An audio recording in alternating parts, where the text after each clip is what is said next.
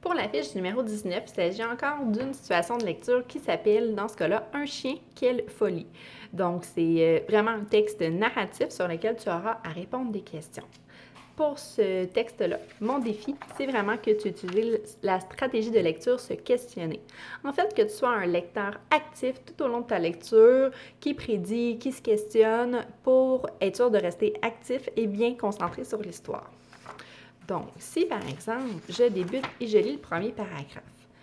Marie-Ève revenait lentement de l'école. Elle traînait ici et là, l'air maussade. Rentrer à la maison ne l'enchantait pas beaucoup. Il lui faudrait s'occuper de ses devoirs et de ses leçons sans tarder et surtout dévoiler à ses parents les pauvres résultats de son dernier examen en univers social.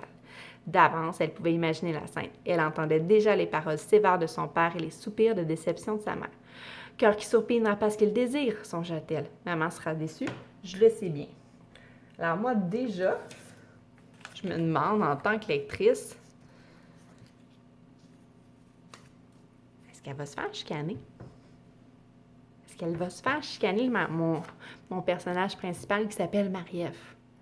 Ou ses parents la chicaneront pas? Hein? Est-ce qu'elle exagère? Alors, comme lectrice, déjà dès le premier paragraphe, je me questionne. Moi, je t'encourage à te poser au moins 2 questions à chacune des pages. Lorsque tu arriveras au questionnaire à la fin, donc comme d'habitude, j'ai envie que tu surlignes les mots-clés de chacune des questions. Et je porte ton attention maintenant à la question 7, 8 et 9. Ce sont vraiment des questions à développement.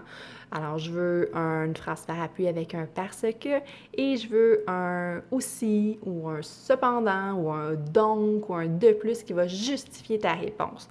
Donc, je veux une réponse très élaborée qui va faire en sorte que ton explication va être claire et complète. Alors, bon travail!